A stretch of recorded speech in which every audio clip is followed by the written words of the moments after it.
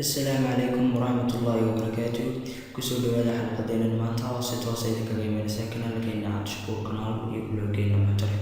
حلقة المانتا حين قرأت دونا ومحي who is service هذه غيرها who is service وشيء هيئة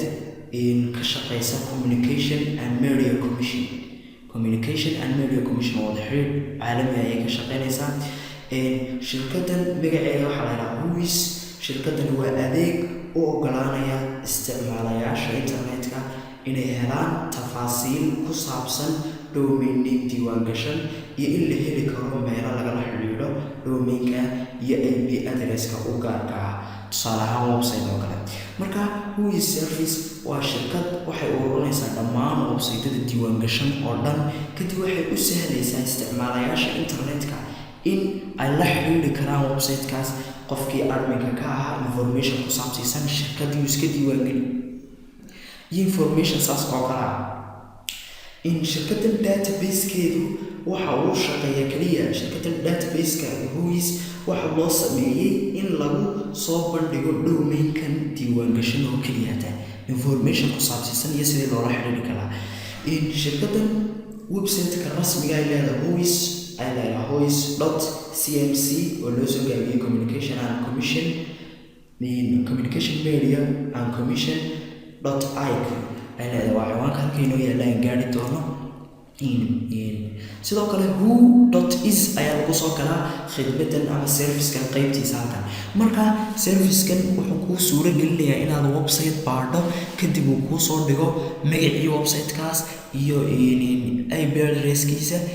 shirkadu iska diiwaangeliyo iyo information xilligu diiwaangeliyo xilligu dhacayo information aad u fara badan oo sidaas oo kale ayuu ku soo dhigaya marka who service waxyaabaha ka mamnuuca shirkadan waxa ka mid ah waa xayeysiin iyo iibgeyn in qofka informationkiisa ay xayeysiiso amaba ay iibgeyso wax ka mamnuuca waa hay'ad caalami ah oo la yiraahdo who service ama who is la yiraahdo magaceeda haddii aan halkan ku baarno website ka mid ah website-ada tusaale ahaan si aynu helno information ku saabsan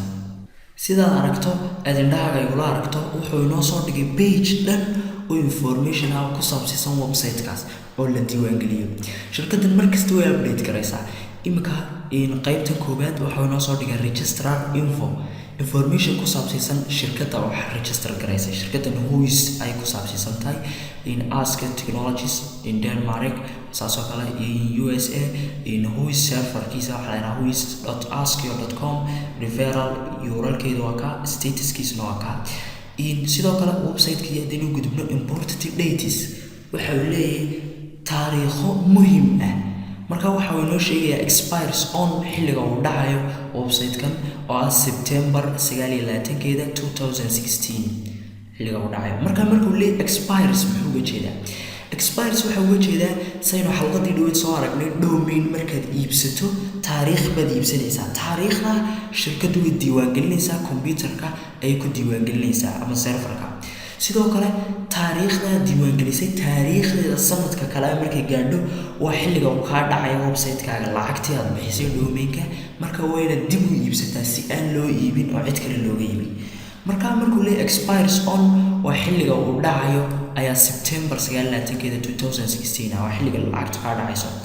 registered on xilligii la diiwaangeliyay ee la iibsadayna waa 29kii September 2011 ayaa la iibsaday 2011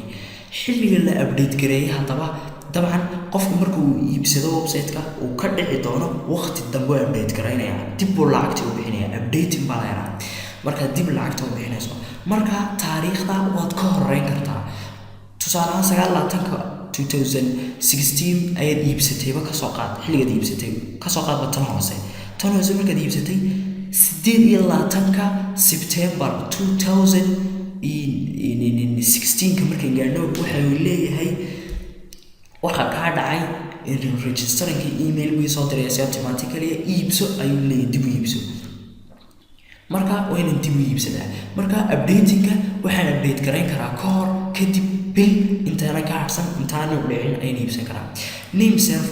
serverada website-kan uu ka hosti garaysay waa ns01.1.com iyo ns02.1.com iyo IP address-yadoodii. Serveradan maaha kuwa qofku iska leeyahay, laakiin waa kuwa ay shirkadu iska leedahay. qaybta kale waxay inoo sheegayaa domain name-ka iyo website-kan waa somalijobs.com, ID-giisa waa kan dheer ee halkaa yaalla. sidoo kale wuxuu inoo sheegayaa register whois, intaas oo dhan waa shirkadii xilligii ay shirkadii register garaysay. sidoo kale wuxuu inoo sheegayaa updated date, taariikhdii la update garay waa intay soo aragnay xaggan sare ku taalay. wuxuu raacinayaa timekii, tusaale ahaan xilligu update gareeyay waxay ahayd 8:26 minute iyo 54.45 second ayuu update gareeyay markay saacad ahayd. sidoo kale waxuu ina siinayaa information ku saabsan registrar, shirkadii register garaysay, emailkeedii registrarkan waxa uu uga jeedaa waa who is service, emailkii waa abuse@askio.com iyo numberkeedii lagala xiriirayay, statuskeeduna waa okay oo way shaqaynaysaa. halkan wuxuu inoola imanayaa qofkii diiwaangeliyay website-kan ee iska lahaa iibsaday domain-ka. marka qofkan wuxuu ina leeyahay marka waa Cabdinaasir Cabdille baa la yiraahdaa, laakiin maaha qofkii website-ka lahaa. qofka website-ka iska lahaa Cabdirashiid baa la yiraahdaa, balse waxa laga yaabaa mid uu saaxiib leeyahay oo kale uu yahay ama qof kale uu iibiyay oo dibadda joogay inuu noqdo oo domain-ka uu iibiyay oo soo lacagta u diray ha noqoto. marka Cabdinaasir Cabdille all in all waa registrant name, waa qofkii iibsanayay domain-ka. registrant organization shirkadii iibsanaysa inaad shirkad mu ahayn oo qof marka waa laga tagay iyada. registrant street, taariikh streetka qofkaasi degan yahay. Cabdinaasir Cabdille waa ka magaalada Bradbank uu degan yahay, Bradbank city, koodhkiisii, postal koodhkiisii, waxaas oo dhan ayuu soo waday. sidoo kale emailkiisa waxa xaggan noogu sheegay oo ah cabdinaasir@gmail, waa emailka qofka isdiiwaangelinayay. sidoo kale wuxuu ina siinayaa shirkadii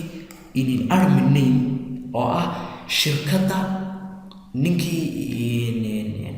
khubaradii serverka hor fadhiday ee diiwaangelisay website-kan. sidoo kale waa adminkiisu waa hostmaster, organization-kuna waa 1.com, waa mid ka mid ah 83 organization ee hosting-ka bixin jiray aan kusoo qaadanay xalqadii hore iyo bartii taallo oo Copenhagen Denmark ah. sidoo kale waxa uu inoo sheegay admin emailkii shirkadaas lagala xiriirayay. markaad iibsanayso domain-ka iyo fariimaha lagu soo dirayo emailkaad ka helayso waa hostmaster@1.com. information saas oo kale haddii aan ku dhufano linkiga halkan somalijobs.com whois waxa uu ina siinaya information-kii iyo inoo kala qaybqaybiyo. marka badidooda way soo aragnay, halkan ayaa muhiim ah. shirkadda 1.com la yiraahdo 1.com ee uu iska diiwaangeliyay ee ka mid ah liiska 83 shirkadood ee domain-ka bixiya.